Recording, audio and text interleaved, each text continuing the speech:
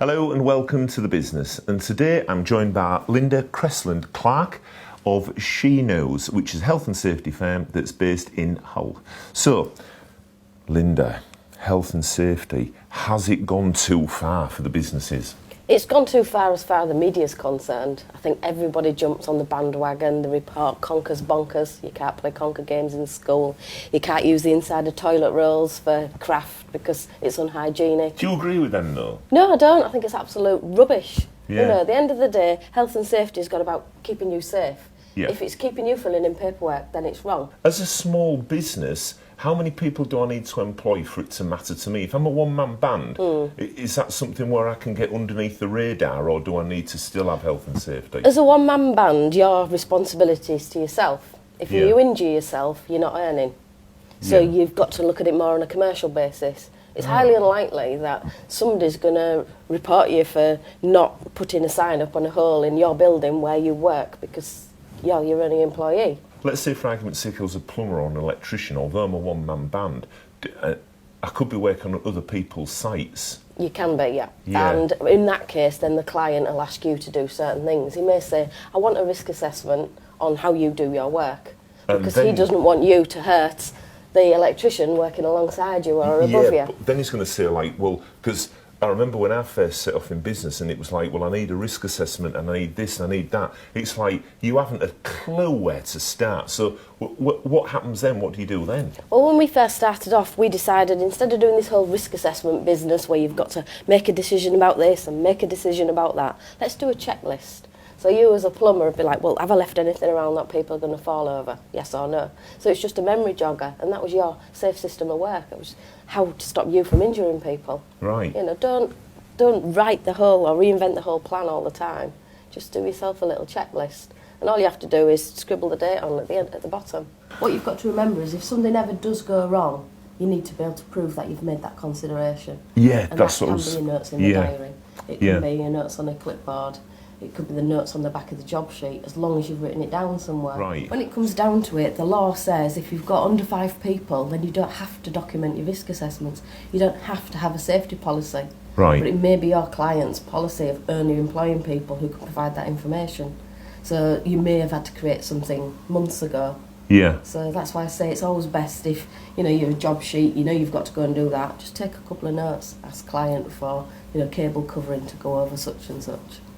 We've talked about all this stuff that these one-man bands are going to need because they've got a lot on the plate. They're trying to run a business, they're trying to get the money in, find new work. Now they've got this health and safety. How much does something like that, how much is that going to cost them? It can cost them anything from like £150 a day for somebody to come along. They could shop around and get somebody to commit to doing a year's worth of work and just dip it in every so often so they're not taking a full day. Yeah, but obviously it's important to get, it's like any business, you can get something for nothing, can't you? But obviously the quality is very important. And I think I read just recently about Lord Young, he's brought some like standard out, hasn't he? Yeah. What he's looked at is you get people who are almost self-trained. You know, Yeah. they've got a lot of experience, but they might not have kept up to date on legislation, and the advice they're giving may be out of date. So he's recommended that we create a register. This is going to be monitored by the HSE. So proper consultants that are members of Chartered Institute of Environmental Health or Occupational Safety and Health, they'll be logged on the body, logged on the register. And will you be on that? We'll be on that, definitely, yeah. Oh, We're chartered practitioners for safety, so we have to abide by their code of conduct. Yeah. We can't, you know, give bad advice. We can't criticise other people's work. Which is a good thing, isn't it, really? It's trying to make a good playing field. Oh, well, thanks, Linda, for that general information. That was great. Particularly helpful there for the smaller businesses, 1 to 5 employees. That was fantastic. Thanks lots to Linda.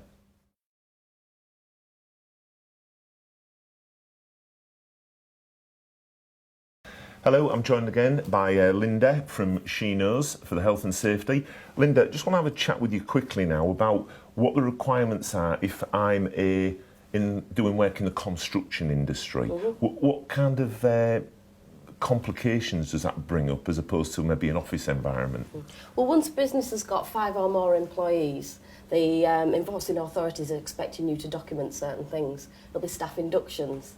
It'll be a site induction, you know, to understand the rules of the site as well as the rules of your business. You know, we want to keep people safe. We don't want to send them home in different pieces. We don't want them to have blood leaking out of them and the wife ringing up and saying, you know, what have you done to my husband? Yeah. Obviously, the construction industry is so much more dangerous. You know, you can fall from a building, you can fall down a hole, you can get squashed by a dumper truck.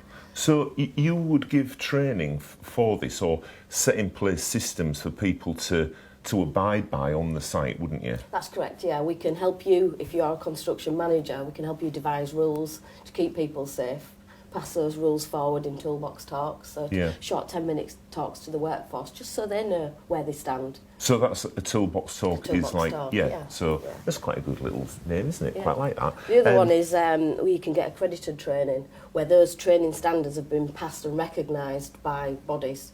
So if you're a forklift driver, you can get an RTITB standard, which is the Road Transport Training Board. If you're wearing harnesses, you can look at the IPATH route or PASMA route for mobile towers. So there's all these specific names, and we've opted as a training centre to go for all these accreditations. Right. So our tutors accredited, the courses we deliver are accredited, so they're universally recognised from